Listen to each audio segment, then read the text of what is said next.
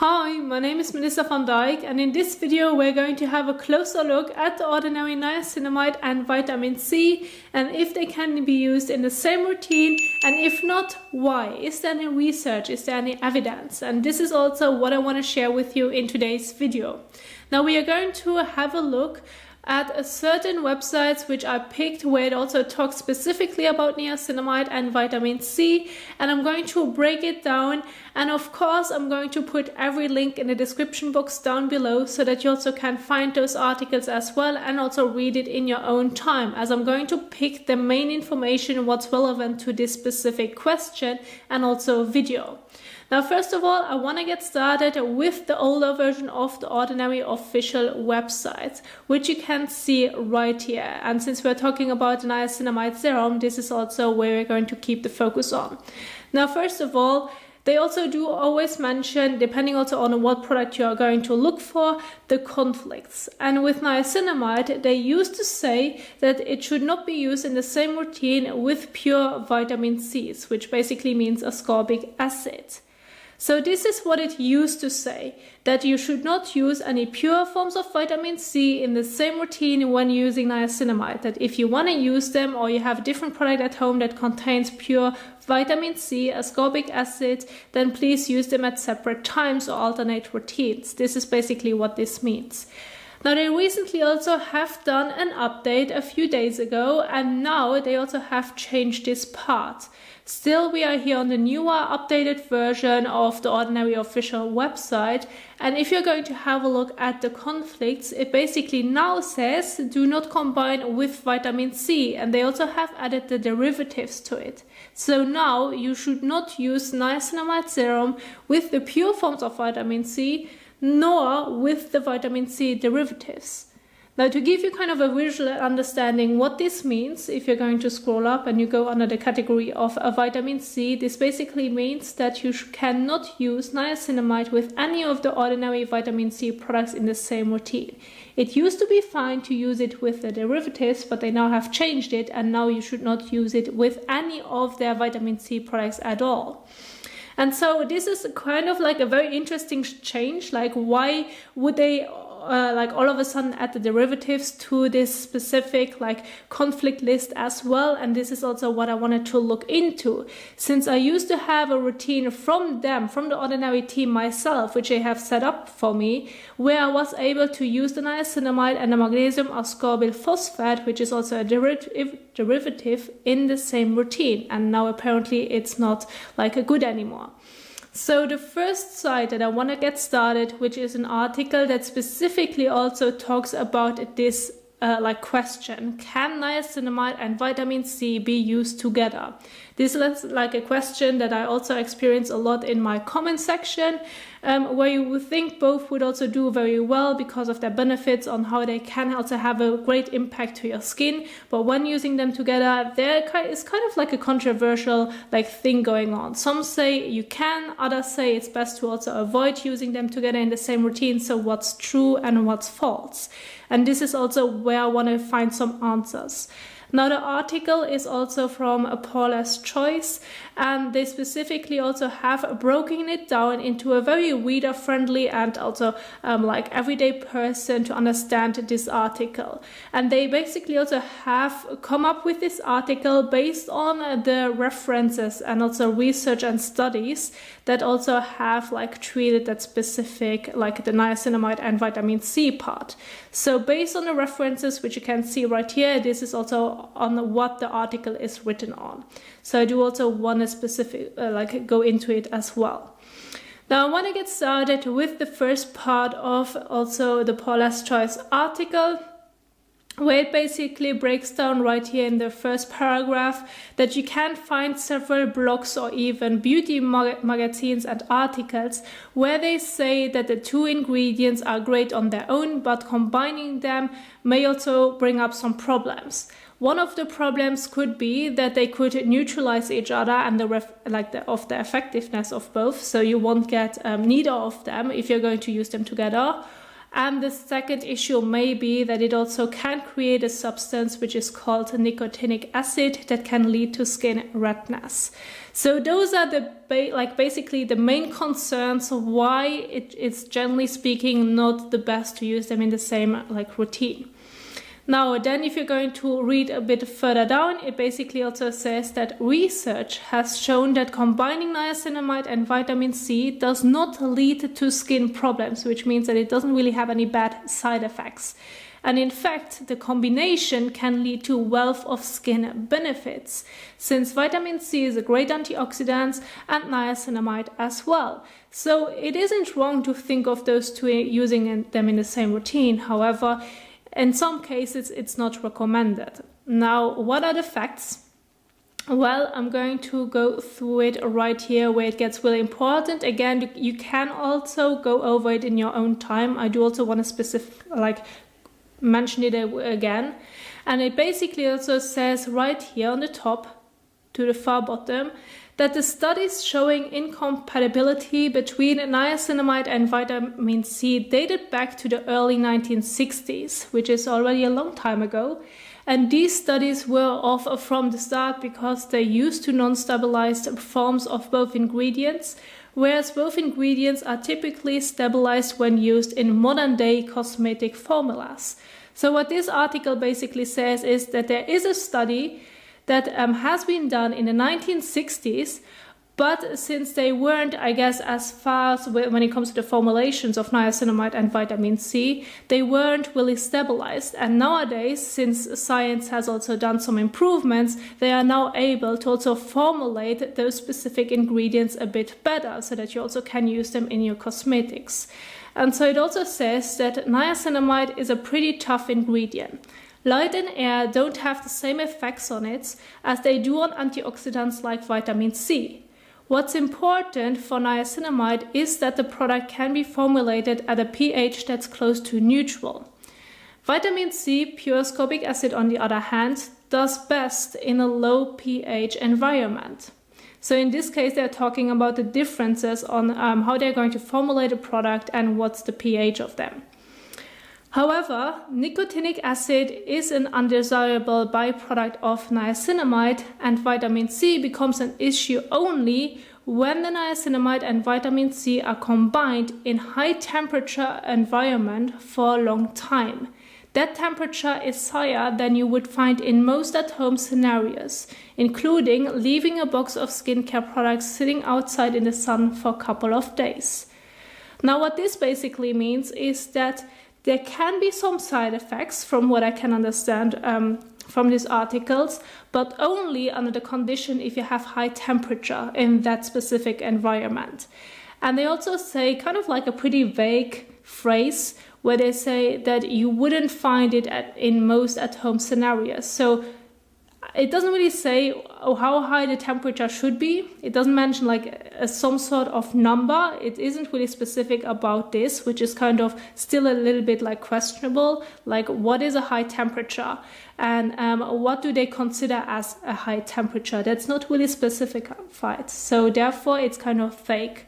However, they do not, at the same time, do not really explain in this paragraph if they have even tested it or not, if they have tested it when people are using it at home, or if they only have tested it in scientific environment where they do certain trials, which may not be the same as you would use it as a normal customer at home. So this is kind of vague information, but it kind of gives you an idea that something could happen if high temperature would be the case, but otherwise there's no really evidence that it wouldn't happen if you're using it at home in your normal environment. And then lastly, what's also important in this specific paragraph, they also do mention, also it's important to point out that this concern applies only to pure vitamin C. So in this case, I have to stop right now because the Ordinary used to say that you should not use that you should not use niacinamide with pure forms of vitamin C. So this kind of makes sense, that they only are having done studies about it with pure vitamin C and not with their derivatives. And so the article also continues not to use its many other forms. such as magnesium ascorbate phosphate, the ascorbate, the ascorbyl glucoside like solution that the Ordinary has as well. So those are all derivatives. So the Ordinary used to say that you are fine to use niacinamide with the derivatives, but you shouldn't use it with pure vitamin C. And now it basically says right here in the article that when they have done some studies about niacinamide and vitamin C, they only use the pure form of vitamin C. So in this case, it's either not tested with the vitamin C derivatives, that there haven't been done any studies, or it's not known yet what's going to happen if you're using niacinamide and the derivatives together. So in this kind of sense, I do understand why the Ordinary may have done those changes where they now have added the derivatives to the list of conflicts as well, because it may not be known, or there isn't enough science or studies that can come up with a specific combination. Can you use them or can you not use them? If you're going to use them, what's going to happen? So maybe that has not been tested yet. So therefore, that's kind of vague information, but it's interesting is that they already talk about the pure forms of vitamin C and not the derivatives. So that's something that you also have to keep in mind. Now, if you're going to also go down, it also mentions right here one more point, and it says basically right here that given this fact, if vitamin C and niacinamide weren't compatible of topical use, they would either do nothing or result in skin problems. And today's studies are showing only benefits. So if you couldn't use vitamin C and niacinamide together, your skin would somehow also show that it's not working. And so you either could experience side effects or that they are going to neutralize each other, so that you won't have an effect of the vitamin C or niacinamide. So it's like you would apply nothing on your skin, since you won't see any changes over time. So that's the big question. Neither of the studies show that there are any served side effects when combining them together in the same routine, nor are they really specific if you can see some benefits. Because if something is neutralizing, when I'm applying, for example, niacinamide at first and then the vitamin C on top, just as an example, and they would neutralize each other, I won't see it with my own eyes. I probably maybe also would know, or really also would see it over time, that nothing would happen, that there are no changes in my skin, but there are no side effects. So it does not really give you any evidence what's going to happen with the skin, apparently, other than showing only benefits. And then if you're going to scroll down again, you can also see the references where Paula's Choice is getting the information from. And I tried them all, and I only could also open one where I had nothing to pay. Most of the studies, which you can see right here, you either have to get a subscription or you have to also pay for it so that you can see the whole article. So that's also one point why I couldn't open them all. But I also now want to get started with the next articles that I found. Now, starting off with a research about niacinamide. Now, first of all, when it comes to niacinamide, as you already have heard the term niacinamide itself, as well as also apparently one of the things that can happen, which is also called the nicotinic acid. Now here in the studies, I broke it down. I picked basically just the main information. I'm going to put it in the description box so that you also can read it in your own time.